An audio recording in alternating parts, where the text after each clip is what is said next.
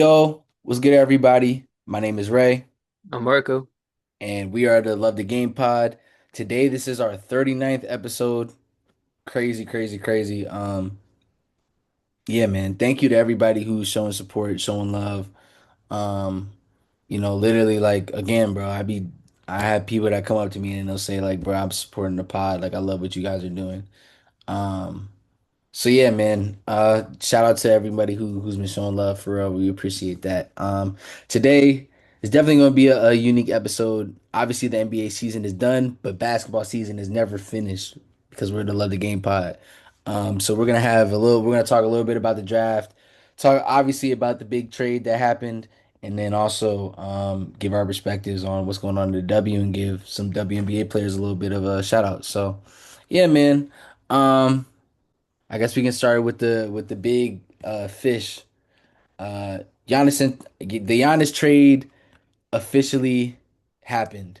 Um, this time the Miami Heat they acquired Giannis Antetokounmpo and Bobby Portis for Tyler Hero, Khalil Ware, Jaime Jaquez Jr., um, Kasparas Jakuncionis. Sorry if I pronounced that Kasparis wrong. Yakuchonis. Thank you, bro. You get Three he first was a draft rounders, guy. I was uh, that last year. a pick swap, and then a second round pick. So I mean, off rip, man, this is a crazy trade because we knew this trade was brewing. We knew that Boston was in the running to get Giannis Antetokounmpo. Obviously, that didn't happen, and they might have a little bit of turmoil that they have to deal with. But Ko, what was your instant reaction to see Giannis finally becoming a member of the Miami Heat? In all honesty, my initial reaction was I didn't think the Heat had enough to make this trade happen throughout the whole cycle. So I was in shock that they were the team that did it, especially because all the smoke leading up to it that day was talking about the Celtics. Like I have Yes, two of yes, my really really good friends are Celtics fans, and I'm texting so it's gonna be Jaylen Brown and who else? And that's pretty much what I thought it was gonna be, what they thought it was gonna be. And then kind of out of nowhere in the middle of the middle of the night, damn near too. It was yeah. I It was got late. an It was alert late from when he got Shams. traded. Right, I was gonna say it's probably around midnight. Yeah, I got the alert from Shams. I'm like, oh, they had traded almost the entire team other than Bam for for Yeah, Giannis. yeah, It was yeah. that's why I didn't think they had enough. I thought they were going to try to have some semblance of a roster there. Plus Giannis, to be honest, for the Heat, yes, you got the top five player in the league, pretty easily. Um, but I'm not sure how much I believe in Giannis and Bam. I assume they re-signed Norman Powell. He couldn't be part of the trade because he's technically a free agent right now.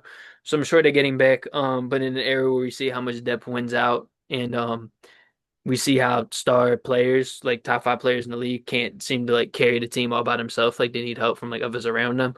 Mm. Um, I'm not as high on this trade for the Heat as I think other people would be, even though I think they got fine value for Giannis. I just don't know if they have enough there, and I kind of wonder how they build out this roster now, with what they have left. What about you? How do you feel about it, for the Heat? Yeah, honestly, I think when I first saw the trade, I was like taken aback because, like you said, like we didn't really think the Miami Heat would be the winners of the Giannis Antetokounmpo trade. I remember, I think like maybe 2 years ago, they were the main team that tried to trade for Giannis or something like that. But yeah, Yeah, like to see this fully happen is definitely something that we didn't expect. Um, Off rip, I was a little skeptical, but when I slept on it, I feel like this is a good foundation that you have if you're the Miami Heat. Obviously, shooting is a big issue that they have currently, and also maybe a little bit of size.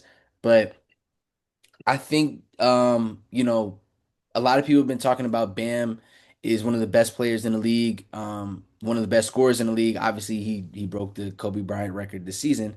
So I think with another guy like Giannis Antetokounmpo, I think it could really unlock his game in a different way. So I'm really interested to see how that dynamic could work.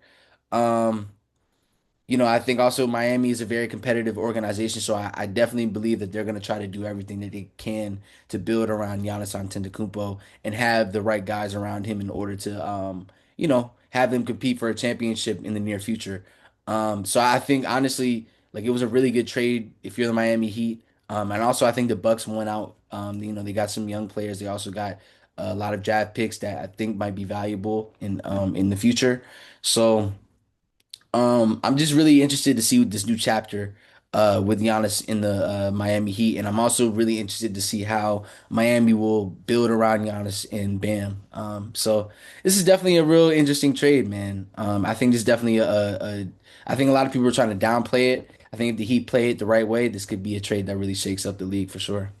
Yeah, I just don't know how they build it out. I forgot to touch on the Bucks. I do think this is actually a pretty good return for the Bucks. I think Ryan Rollins could be a legit star in the league. Like you look at like Yeah, you gave him how a it's like shout out. Oh no, I gave him a shout out. My fault. My yeah, fault. no, you did, yeah. Yeah, They RPG legend.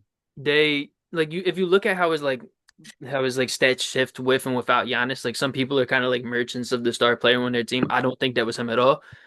His efficiency like seems to maintain like s- steady level when Giannis is off the floor. I don't know if I think he gets to the rim enough to be like a true star guard. Like I feel like every like really superstar guard like really gets to the rim, Yeah, which he doesn't do. But I think he could return like star level impact. I really like the defense and I really like the shooting from Ryan Rollins. And I think Jaime Jaquez, I think he had a bounce back season. I don't think a lot of people talk about it. Khalil Ware obviously has you gave him potential. you gave him a shout out, right? Jaime Jaquez, did I? I feel like you did, I bro. called him sixth man of the Oh year, yeah, I think. yeah, yeah, yeah, I yeah, yeah. think that's what it was. That's Yeah. who it was. Yeah, Yeah, yeah. I thought he had a nice year. I thought he was like he got a lot of buzz after his rookie year and then he had like a down sophomore year, but I think he bounced back and like people kind of don't really Yeah, talk about yeah. that. Yaku Chonis, like he kind of just like is what he is. Like young player, fell in the draft last year, showed a little bit this year. Khalil Ware, he's got talent. We'll see like how that all works. I actually think he's a pretty good bet. I do like Khalil Ware. I don't really like Yaku Chonis to be honest, but like that's fine. Like that's a fine flyer, fine bench guard. Like Tyler Hero, obviously, probably not like the contract you want on your team, but like is like a fringe star level guy who like will produce. And the thing with the Bucks is like they don't have a lot of their picks, so you kind of need like these type of players, who can like help you not like just give some of the best picks in the league to like the teams who have your picks. Yeah, yeah. And then maybe these players like play really well and you could trade them off for more and like really help you when you rebuild like stack picks. Obviously, we're Sixers fans, bro. So I think it's only right to talk and move forward on to the next guy. But with the 22nd overall pick in the first round, the 76ers selected Labaron Philon Jr. from Alabama.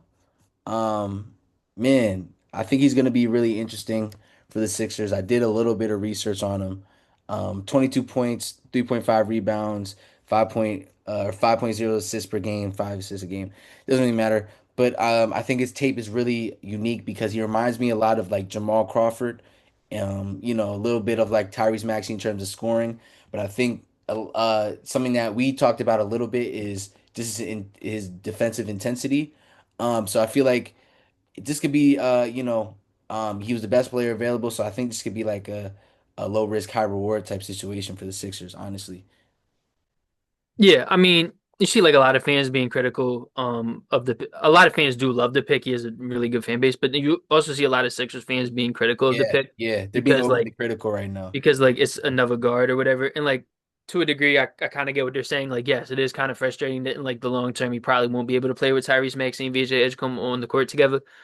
Before I like go into my actual thoughts on the pick, like I really hope Nick Nurse this season like plays the three guard lineup, just so we can actually have like legitimate sample size. Like we're not contending this year. Like why not see like play these guys like 1,000 minutes together and like if we die we die, like who cares, like it's not like we're winning the championship this year anyway. Like let's just be 100% sure that the skill doesn't win out and like they could play together. I don't like think it's feasible, but I want to see it. Like I was pretty mad last year with how we handled Maxi, VJ, and McCain all together because they played like less than 50 minutes together in the whole season. Like it just kind of made me mad. So I hope that we actually get to see it this time instead of just assuming it won't work. Because I remember we had like Reggie Jackson and Eric Gordon Facts, facts, facts. and Campaign, yeah, you and know, all them on the team, and like Nick Nurse was like not shy about running three guard lineups then, and then we get three young guards on the team who like you kind of want to see what they got together, and he just doesn't run it. So I hope that this will be different this time.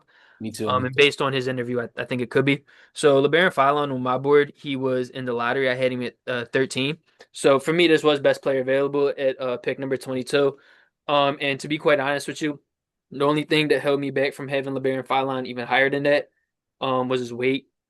The height's not really a concern for me. It's 6'2" at the combine, like that's fine. The wingspan was like a 6'6", like it's whatever. But him being 174 pounds is very, very scary, especially because last year he tested the combine weighed in at like 174 or whatever, goes back to school. And like part of it was like to show his jump shot, and then the other part of it was like to gain more weight and like carry like a heavier creation load. He comes back weighing 2 more pounds. Like he could have just chugged a lot of water before the draft, and he like probably would have gained 2 pounds. So like that's pretty concerning to me. I wouldn't really project him to gain a lot of weight long term because of that. Yeah, but I do like fine line. And I'm actually interested a lot in his fit with VJ and Maxi like individually. Because the thing that Yeah, he really yeah, thrives yeah. at is creating as a guard. And for as much as I love VJ and Tyrese, neither one of them really strives as a creator. Like Tyrese Maxey's just a phenomenal off-ball player, like running handoffs, spotting up in transition and all Yep, that. yep. Yeah, yeah, yeah, yeah. So I think this gives Tyrese Maxey an opportunity to play more off the ball when he's with Labaron Philon, in a way that he can't really do when he was with VJ because VJ's Hmm. handle's still a work in progress and his on ball Hmm. scoring is still a work in progress. Yeah. And when Maxey's off the court, it gives us another ball handler to have out there. We only have two guards rostered right now in VJ and Tyrese. So I don't like know what this whole thing was where it's like, oh, they have too many guards. Like Tyrese Maxey and VJ Edgecombe were some of the highest minute players in the league last year. Like Yeah, we yeah, yeah, needed yeah, more yeah, guard yeah. depth.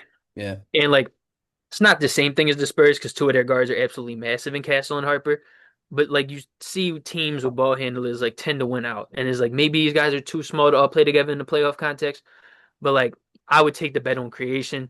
Like as far as creators go, Phylon is one of the best bets in this draft. Like in all honesty, the only thing that really held me back from having him like way up, I had a Corey as like my number one point guard. So I just like I'm really creation pilled in that way, and Mm. I think Corey is like a solid defensive player.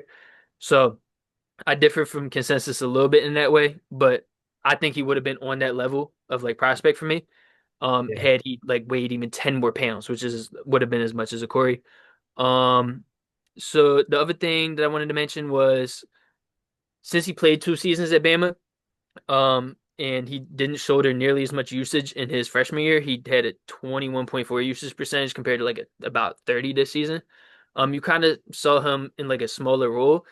And what's interesting to me was in that smaller role, he was able to pick it up defensively, like kind of as you mentioned, his defensive intensity. He had Yeah. a 1.2 block percentage and a 2.9 steal percentage, which are both really, really, really great for a guard. And he played a lot of point of attack defense. Facts, It's facts, hard for me facts. to imagine his defense actually being good in the NBA with with how little he weighs. But like, if even if his defense is like a wash, like I think that's very, very valuable to have like a guard who's a wash on defense, and then is a valuable offensive player. I think that's really good.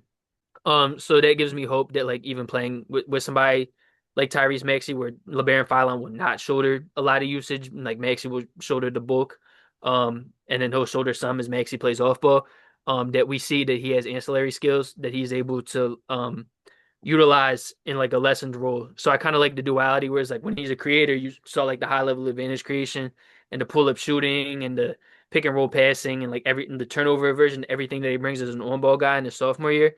And then you kind of saw like him in an ancillary role in his freshman year, and like you can kind of see him able to do both. So I think that's something that's super valuable. And my bad, I know I'm like talking a lot, but the last thing, I really love his shot diet.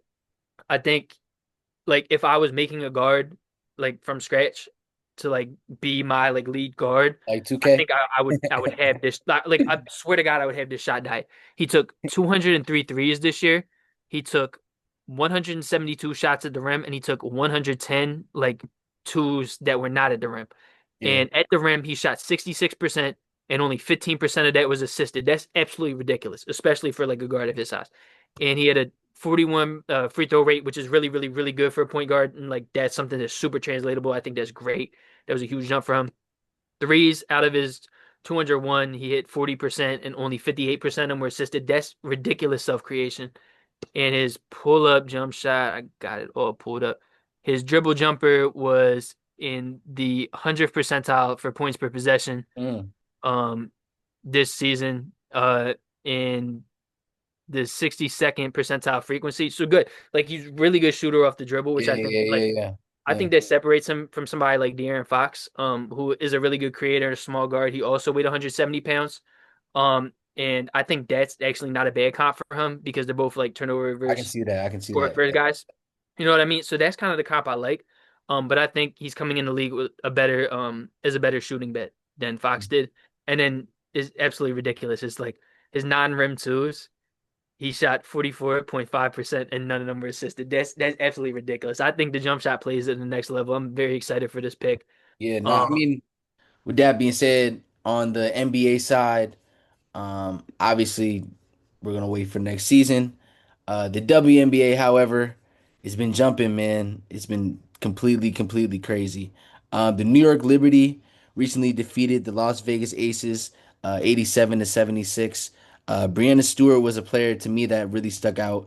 She had 20 points, 6 rebounds, 4 assists, 3 blocks, and she was 7 of 16 from the field with 2 of 3 made threes.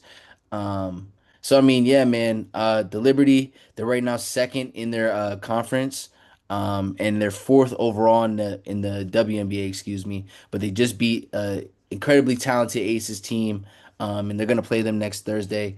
But yeah, man, I was just really impressed with this win, especially because it was a big win by a large margin. I don't know if you had any opinions on this game, but yeah, I just wanted to give a big shout out to Liberty because it seems like they have the right pieces and they're trying to figure it out and really compete again this year. yeah, there was definitely a nice win for them. I'm somebody who has had the belt from the Aces is like a firsthand experience this season. Um, like obviously everybody talks about how great Asia Wilson is. But I also was very impressed with Jackie Young, partially because like Facts, she's she hit tough. just She's like tough. a million threes against the Seattle Storm in the game I watched. But yeah, no, she's nice. She was giving Flau'jae to work that game and like staring her down after that. And Chelsea Gray made some like really nice passes. I would have to watch like more of her game to like determine if I thought she was like a really great player, but at least in the game I watched, she looked really great. And to be honest, I wasn't really familiar with her game before that. But she seemed to be like running the point nice, and they just have a lot there, and they're obviously a really great team. And currently second in the West. So yeah, that was a very big win for the Liberty, especially on the road against such a great team. Facts, man. Also, shout out Sabrina Ionescu. 16 points, 10 rebounds, 4 assists. Very good for a guard. Yeah, man. I mean, it's gonna be interesting to see how the New York Liberty try to compete for another championship this year. Um, that being said, with the Love the Game pod, we always want to show love to basketball in every way possible. So normally every episode we try to do, at least during, NBA or WNBA season, we try to give a player a shout out. So yeah, man, we want to basically it's called the Love the Game pod player spotlight. Cole, would you like to go first? Because I feel like I know who you're gonna go with. Yeah, I already told you I was gonna go with. Yeah. So my favorite player is Dominique Malonga. And I feel it's only right that I give her a shout out, especially after the 37-point game. I know she Facts, lost. facts, facts. She went Um, crazy. She went crazy she for went real. crazy. She was a plus five, 66% true shooting, hit 12 rebounds, 37 points, 2 blocks. Sadly just wasn't enough. Paige just very clutch and Easy had a really nice game as well. It was tough, but she played really well. Somebody I've also been impressed with this season is somebody who's like watched a lot of Storm games so far is Natisha Hiedeman. I Bro, really she's really tough, like how many bro. threes she gets She's up. I tough, bro. really like how many bro. I really like how many threes she gets up, and she's super unselfish. I think she's Yeah, really great bro. Yeah. complement to And Dom she and takes Awa, big volume shots too. Like I like bro. like the audacity. So like, bro, that big three against Dallas, bro. I was like, yo, you're crazy for that, bro. Bro, like the thing is, like, especially when you're going run the two big, like Seattle does with Awa and Dom is Mm. like, yeah, both of them can shoot, but like they'll both like play inside as well and stuff. I really want guards that get up threes, like playing with those two to give them chances for offensive rebounds Oh and to yeah, like put really get backs them and as stuff like much that. like Yeah. room to work as possible inside the arc. So I just think Heidemann is so great with them. I really like need to like catch up on how contracts work in the WNBA. I know she just got there this season. This is her first season playing with them. I Yeah. hope this could be a longer term thing because I really like how she plays with them and she's a fun watch. Like if nothing else, like even if this season like doesn't amount to much for that team and it's just like a growing opportunity, like it's really fun. I'm enjoying it. Um, so yeah, my shout out actually is gonna go for somebody on the other side of that bench. I wanted to give a shout out to one of my favorite players, Paige Beckers. I mean, that game against the Storm, I feel like was a big example of why she's gonna be one of the most dynamic players in the league.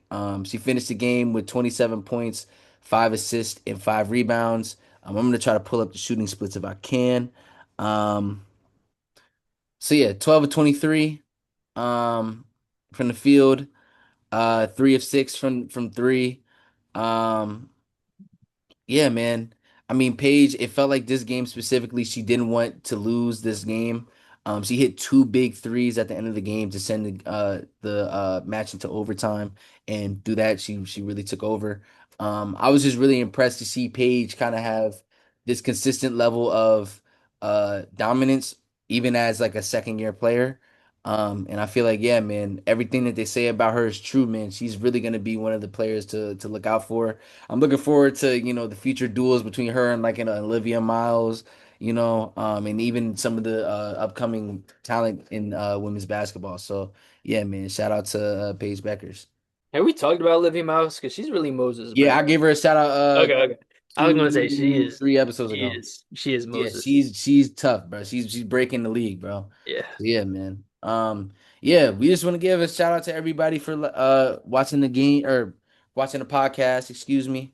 There's a printer that's just being super loud. I don't, I can't really control it, but if y'all hear the printer, y'all can. If not, it is what it is. But yeah, shout out to everyone who's supporting. We're gonna continue to keep going harder. We're gonna continue to just make better episodes, man. We have a lot planned, man. Cole, you have anything to say before we dip, bro? No, I just appreciate everybody for tuning in. It's nice, especially when you like do a pod and like you're posting about it and people see it. They tend to want to talk to you about basketball, so it's just always fun. Like people like know I'm doing this and they like want to get my thoughts on like the draft pick and Yeah, stuff. And like it's like a really like fun way to engage in conversation without yeah, like facts. being the guy always trying to bring it up. People just like come to you talking about it. So I always appreciate it. It's always like fun to talk like with your friends about it. Yeah, bro. Yeah, bro. Yeah, shout out to everybody who's showing love, man. Coming soon with a 40th episode, man. Let it game pod. Let's get it, man. Yes.